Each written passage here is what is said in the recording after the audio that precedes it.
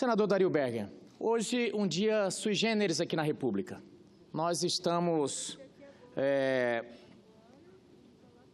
vamos dizer assim, com os nervos de muita gente à flor da pele, numa discussão, e vieram me perguntar ali ainda agora o que eu achava dessa discussão sobre o habeas corpus do ex-presidente Lula. Eu falei, acho muito triste que o país esteja parado por causa de um habeas corpus. Habeas corpus que todos os dias são impetrados na justiça, aos montes, aos quilos, e que nós não devíamos, isso não devia ser pauta nacional. Eu digo isso porque o Brasil tem uma Constituição que no seu artigo 5º diz o seguinte: todos são iguais perante a lei, sem distinção de cor, raça, religião e por aí vai. Acontece, senador Dario Berger, que nós temos inúmeros prefeitos no Brasil inteiro, que eles ficam no cargo, senador Dario Berger, e devido à a imensa gama de filigranas que tem que cumprir, quando esses prefeitos saem, eu tenho dito até que é mais fácil alguém sair de um homicídio sem processo do que um prefeito sair de um mandato sem processo. Até eu digo para alguns que, quando ele está tomando posse, já é um processado em potencial.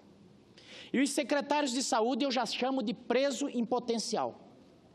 Por quê? Porque as demandas são grandes e nem sempre os secretários de saúde conseguem atender todas e geralmente não conseguem atender e vão presos. Essa que é a discussão. Mas aí, de repente, com a capacidade que o Partido dos Trabalhadores e os anexos têm de tornar todo problema particular um problema nacional, hoje a nação está discutindo um habeas corpus. Veja a que ponto chegamos e veja se o país tem condições de crescer com material, com tecido político desse. Porque a discussão umbilical, senador Dario Berger, a discussão que essa gente traz é umbilical. É pessoal, é meus problemas, é o mimimi o tempo inteiro. Nada de nação, nada de rumo de nação. É eu em mim mesmo, em si mesmado. Então o que acontece? A nação começa a se apequenar, ficar pequeno o debate. Mas não percamos tempo mais com esse habeas corpus. O sentimento que a gente nota, senador Dario Berger, é que a população brasileira não se trata de Lula, não se trata desse ou daquele, até porque há bastante tempo as coisas já vêm meio que degringoladas. O sentimento que a população está na garganta, aquele gosto de caixão velho, é o tal do sentimento da impunidade. É das coisas não acontecerem. Porque antigamente, quando um sujeito matava outro, acontecia duas coisas. Ou a família já trucidava ele ali mesmo, e acontecia isso muito no Nordeste, famílias inteiras até. Não estou defendendo que esse seja o modelo. Mas, ou os parentes ou os amigos já resolviam na vingança privada, ou o Estado punia. E é por isso que é importante a tutela jurisdicional do Estado para evitar o quê? A vingança privada. Para evitar que as pessoas comecem a tomar para si o sentimento de satisfazer de reparação daquele mal. As pessoas dizem, olha, o controle da pena, a função social da pena, a pena como recuperação, conversa. A pena é uma vingança tutelada pelo Estado, porque senão vira barbárie, senão os indivíduos, o sujeito vai lá e mata um meu, eu vou lá e mato um dele. É para isso que funciona. E em todos os outros segmentos, o Estado tomou para si. Não, vocês não vão mexer com isso. Eu, Estado, através dos meus organismos, eu vou tutelar isso. Então, eu tenho polícia, eu tenho judiciário, eu tenho Ministério Público e eu vou cuidar disso. Mas quando o Estado começa, senador Dario Berger, a não dar vazão a esses anseios, as coisas ficam muito ruins. As coisas começam o tecido social se esgarçar. E por que eu digo isso? Ontem saiu uma reportagem em que um sujeito, por causa de um ciúme, um crime fútil, deu um tiro na cara do outro, dois, atingiu a coluna dele e, em seguida, a boca também. 2 tiros, por causa do ciúme. E aí, esse sujeito escapou, mas ele dava uma entrevista dizendo: eu ainda estava na UTI e o rapaz já estava solto. Então, eu estou colocando um projeto aqui para que, principalmente, crimes contra a vida tem que ter um limite. O sujeito não pode ser solto. Eu vi ontem uma questão no veto que a gente estava discutindo lá. Morre mais de 50 mil pessoas todo ano no trânsito, senador Dario Berger. É uma carnificina. Muito desses assassinatos. E nós tratamos isso como se a vida não tivesse nenhum valor. Então, esse sentimento de impunidade é que traz, que de repente começa a levar as pessoas... Eu começo a me preocupar, porque aí começa os exaltados. Eu vejo gente pedindo intervenção militar. Gente, isso é uma sandice. E é uma sandice por quê, senador Dario Berger? Quem está pedindo intervenção militar devia passar pelo menos uma semana dentro do Exército para saber como é que é a vida militar.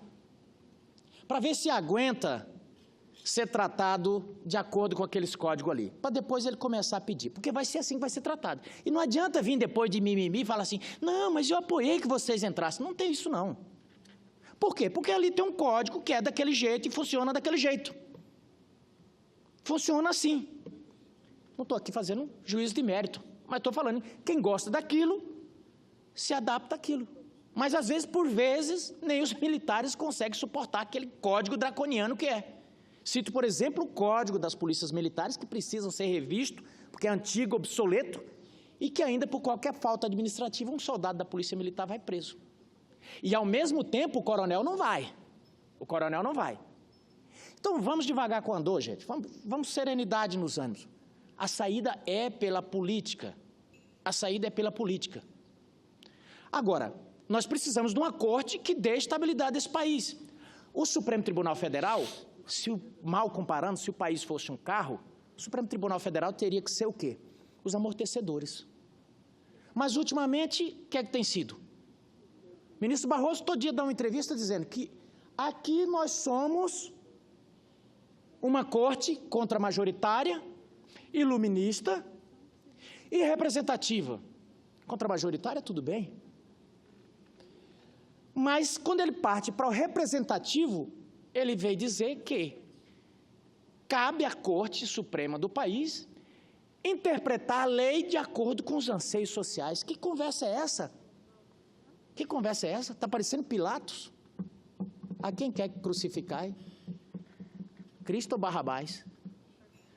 Cristo. Então, põe Cristo aí. É porque o povo está pedindo, eu interpretei, acabei de interpretar o anseio social. Não é assim. As pessoas, não existe essas coisas. Representativa é quando a pessoa é eleita, passa pelo crivo das urnas e vem para cá. Agora, não é o sujeito, está lá é para ser escravo, nós somos escravos, inclusive cada senador aqui, nós somos escravos da lei. E é por isso que eu disse, eu sinto muito que o ex-presidente Lula esteja nessa condição, mas a partir do momento que foi apresentado provas e passou pela segunda instância, é transitado em julgado, é assim que eu entendo. Tá, mas a minha verdade tem que prevalecer? Não, por isso que existe um STF lá e vai julgar isso.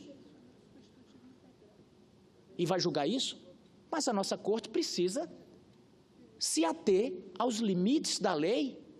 Nossa corte não pode dizer um ministro chegar assim e falar: olha, eu interpreto aqui a fumaça do bom direito que está reinando. Que conversa é essa? Tem que ser escravo da lei. Tem que ser escravo do que é aprovado aqui. Mas agora não. Na esteira disso, começa qualquer um que tem posse de uma caneta, começa a fazer portaria e revogar o que é aprovado aqui nas comissões, o que é aprovado na Câmara e no Senado, porque agora cabe a mim, como componente de qualquer órgão, interpretar esse sentimento. Que conversa é essa? Então vamos trazer a cigana e fazer essa interpretação holística aí, via... Não funciona assim. Um país não pode funcionar, não tem como funcionar com tanta insegurança. Tanto é, senador Dario Berger, que nós estamos perdendo muito, sabe para onde, senador Roberto Muniz? Para o Paraguai. As pessoas estão indo para o Paraguai investir. Sabe por quê? Pasme, estão conseguindo segurança jurídica, bom ambiente negocial e paz para tocar seus negócios. Agora que um país com uma capacidade imensa dessa, esse rebuliço, e é por filigranas, por questões. Então, eu não sei se o senador Paulo Paim pediu uma parte, concedo com muita honra uma parte ao senador. Senador Medeiros, eu queria cumprimentar a Vossa Excelência pela lucidez. Estou aqui desde que Vossa Excelência começou a falar em relação àqueles que querem, e Vossa Excelência mostra bem o que é a vida na caserna, né? Querem a volta dos militares. Vossa Excelência condena aqueles que têm essa visão, e por isso eu tenho aqui meus cumprimentos, e, ao mesmo tempo, com muita tranquilidade, diz que a última instância é o Supremo, e o Supremo vai decidir. É nessa linha, senador, que eu pauto a minha atuação. Eu tenho dito que, de incendiários, nós estamos com um monte aí na rua, né? Nós precisamos de bombeiros, nós precisamos de estadistas, nós precisamos de homens de bom senso. Eu dizia, quando perguntado hoje pela manhã, que eu estou muito mais para Gandhi, para Mandela. Lembrei do Martin Luther King, que faz 50 anos da sua morte. Hoje, né? Nós temos que buscar estadistas. Ou alguém tem dúvida que nós todos amanhecemos assustados? Eu recebi telefonema de todo o Brasil perguntando se tinha fechado o Congresso. Todo o Brasil não, mas pessoas do meu estado, que se criou um terror. Eu nunca faço ataque pessoal a ninguém, nem estou fazendo. Estou elogiando a sua forma moderada, tranquila, equilibrada, de dizer que não é por aí. E, ao mesmo tempo, chamando à responsabilidade os três poderes. Mas, no momento que chegamos nesse patamar, onde estão os estadistas? Eu sinto falta de Ulisses Guimarães. Sinto falta, no tempo da Constituinte, quando a crise pegava, esses homens mais experientes, calejados, e não é só pela idade, mas pela vida e pela faculdade da vida, se reuniam e buscavam saídas. É nesse momento que nós passamos. Eu tinha 14 anos. 64 eu já tinha 14 anos, sou de 50. Eu sei bem o que foi aquele período. Por isso, eu disse uma frase que eu vou repetir aqui.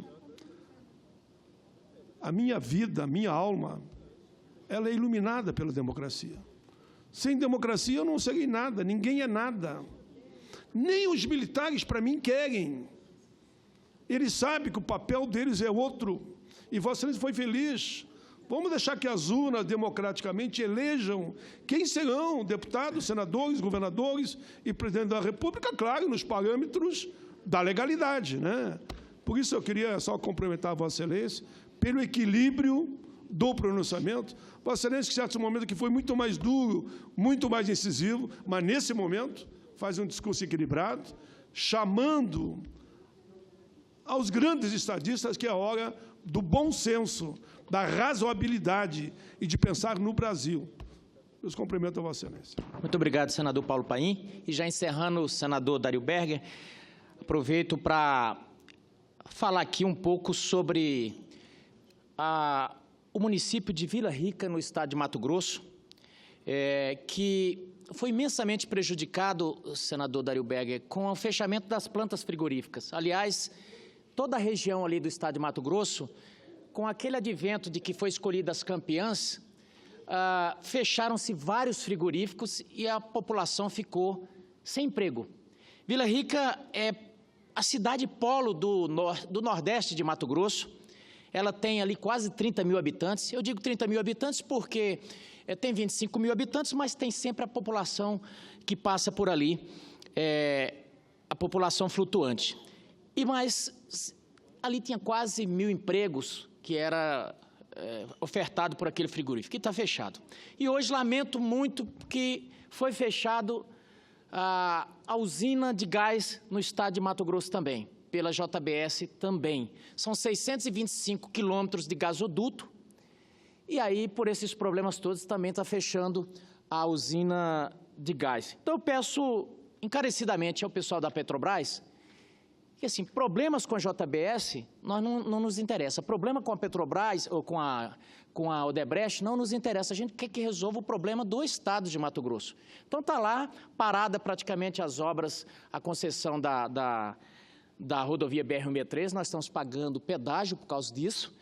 E a rodovia lá sem ser duplicada.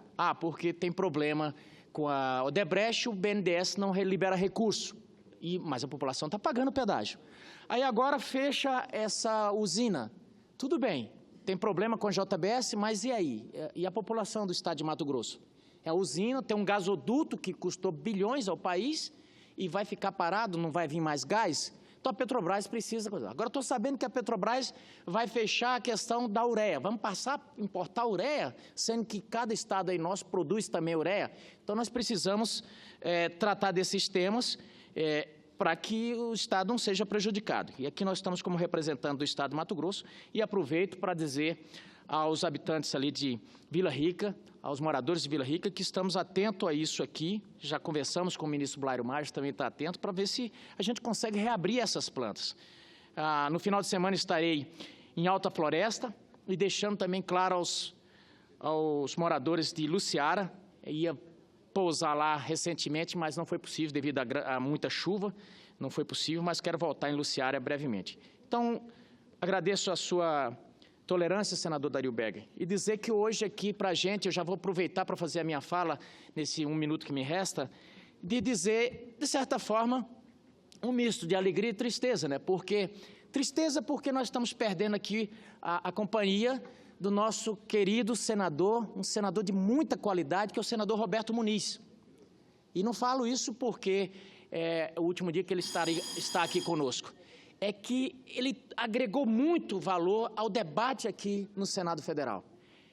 Ele, como a maioria dos baianos, com a cabeça privilegiada, trouxe aqui a sua experiência, a sua serenidade, o seu carinho, e aqui deixou 80 amizades, com certeza. Deixou não, vai estar sempre conosco, mas aqui fica essa tristeza porque ele está nos deixando. Uma alegria também porque está vindo aquele outro baiano inquieto, que é o nosso colega Walter Pinheiro.